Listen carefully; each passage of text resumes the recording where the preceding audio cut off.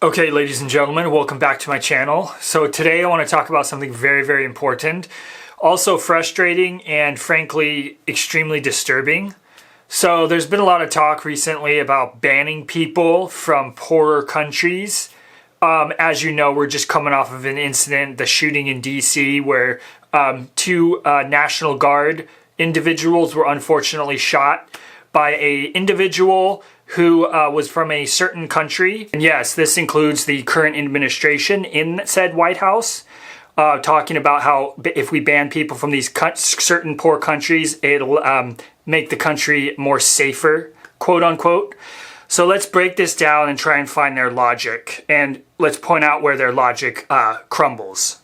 So after the wake of the tragic DC shooting, instead of focusing on the individuals or actions that can be taken within the country to curb gun violence, like gun control or better policing, the focus was instead shifted more toward a xenophobia focus, like always with this administration. And it was suggested that if we just ban people from certain countries, it will somehow help with crime. When it's always said ban people from these countries, they're always poorer countries, lower income countries, or specifically non-white countries. So it's clearly a racial thing for the current administration, because the current administration knows that their support comes from racist Americans, essentially. So these talking points are always very popular with the current administration. Same with a couple months ago or over the summer when that young Ukrainian woman was stabbed to death on the bus.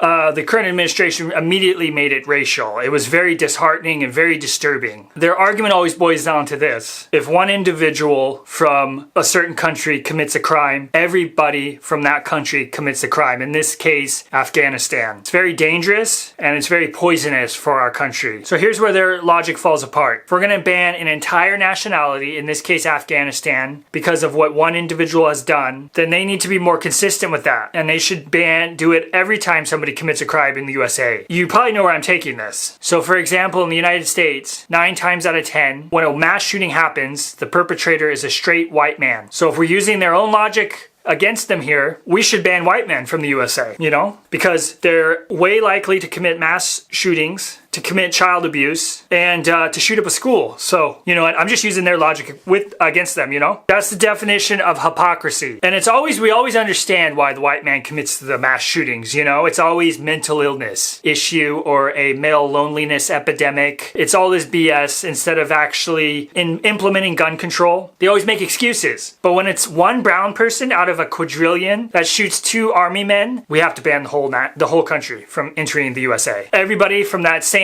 country, they're not allowed to enter. So it's clearly a racial thing. I mean, we all know this. By the way, there's this research that's been done, exclusive research, that says the right's talking point of mass immigration, we're letting in all these criminals. There's actually evidence and research and data to support why that's actually BS, and actually migrants and immigrants in general are actually way less likely to commit violent crime than the native population of whatever country. So right here, I have statistics, something the right wing doesn't like. 33% of immigrants are 33% less likely to commit a violent crime than a native is in whatever country. Isn't that crazy? Undocumented immigrants were 47% less likely, so even more, to commit a violent crime in the USA. Wild, bro. Trump wants to ban all of Afghanistan from have the opportunity to enter the USA. I think we should ban whitey. They all this talk about one guy, one jihadist, does something terrible and then it's all Muslims or all Afghanis or all Iraqis or whatever. There's never legislation put forward that we should ban white men from going into schools, you know what I'm saying? Or ban white men from the internet or banning white men from buying guns. It's never that, right? Never. It's just harmful, and I don't like this talking point, and it's been proven to be false. Banning people does not make the country safer.